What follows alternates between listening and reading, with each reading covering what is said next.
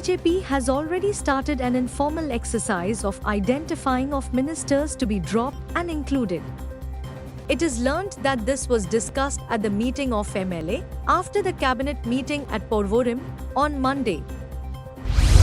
In a tragic incident, a 70-year-old woman and her 51-year-old son died after the wall of their house gave way at Neura due to the incessant downpour that has been battering the state for the last 2 days. According to the police, the deceased have been identified as Maria Rodriguez and her son Alfred Rodriguez. Fire and emergency service personnel reached the spot and recovered the bodies from the debris. While police are looking for a Sagaon demolition case accused Pooja Sharma, the defense lawyer Suredra Desai has said she will be present if required. Police may arrest her if she appears, he argued. When CM was asked the question about a Sagaon case, he walked away. The court has reserved its order for arguments over the anticipatory bail plea of prime accused Pooja Sharma for Wednesday afternoon. Due to heavy showers, there was another landslide at Naibag by the National Highway. The protection wall collapsed at Naibagand Mahakhajan, Dhargal, with huge boulders rolling onto the road. Both incidents occurred on Monday morning. Fortunately, no injuries were reported. The Congress has demanded that the MVR contractor be blacklisted for such dangerous work. A few weeks back there was the first landslide on the highway where 4 occupants from Maharashtra narrowly missed death. In the wake of widespread damage across the state on the second day of continuous and heavy rainfall, CM Pramod Sawant said he took a review with the collectors of both North and South Goa. He noted there were 3 unnatural deaths at Kundai when a wall collapsed. Asked about smart city flooding, he said this was happening at only 1 or 2 places in the city. CM also stated that the Mopa Link Road inauguration would take place on 11th July at the hands of Union Minister Nitin Gadkari. A Maina Kurturam police team has been dispatched to Karnataka in connection with the investigation of the murder of Kanhaiya Kumar Mondal, a 32-year-old labourer whose body was discovered in Lotoli last month. Initially believed to be a hit-and-run case, multiple stab injuries on the victim's body led police to reclassify it as a murder. The police have registered a case under Section 302 of the IPC for murder, as well as Sections 279 and 304 for rash and negligent driving. Rains continued to batter Goa for the second day on Monday, causing massive damage across the state. The Meteorological Department has issued a red alert for Monday, indicating a constant precipitation.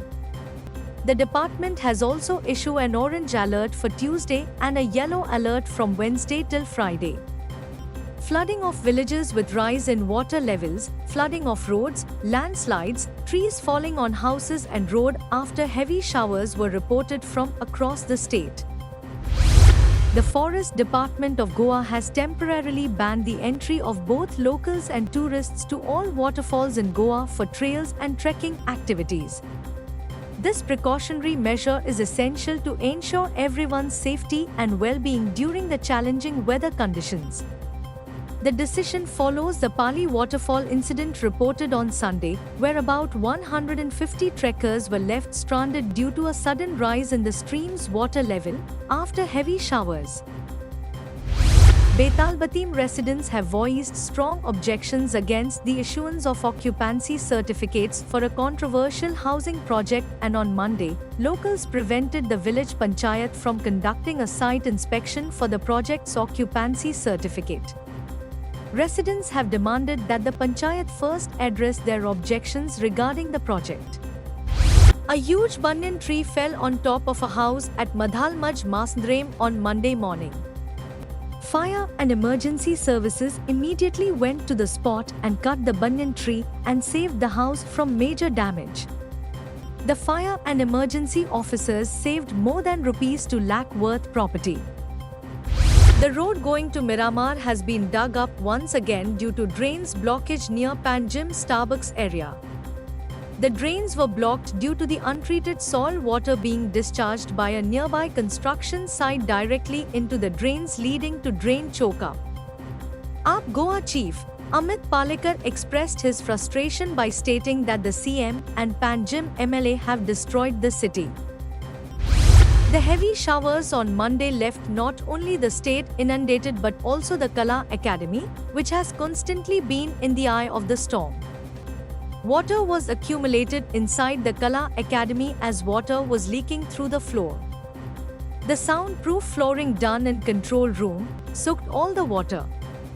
When asked to comment about the leakage and flooding, Art and Culture Minister Govind Gaur brushed aside the query and snapped, saying there was any leakage. Savio Valls, a resident of Serolim, has turned a garbage-strewn roadside area into a picturesque spot by planting flowering plants. People used to throw garbage, diapers, and beer bottles daily by the roadside in Serolim. Instead of just cleaning up the area repeatedly, he planted flowers in August 2022, which has significantly reduced the garbage dumping. Goa Valha Sports Club defeated DBO Fatoda 4-2 via the tiebreaker in the finals to lift 13th Kana Benolim Panchayat Cup. The nail-biting final match was organized by United Club Benolim and was played at St. John Baptista Football Ground, Dando, Benolim on Saturday. Don Bosco Oratory Fatoda defeated St. Anthony SC Asolda 3-2 via the tiebreaker to enter into the semi-finals of the 51st Custodio Memorial Football Tournament. The exciting match was organized by Raya Sporting Club and was played at Raya Panchayat Ground on Sunday. Part of Village Panchayat Raya presented the Man of the Match award to Clencio Pinto of Don Bosco Oratory Fatoda.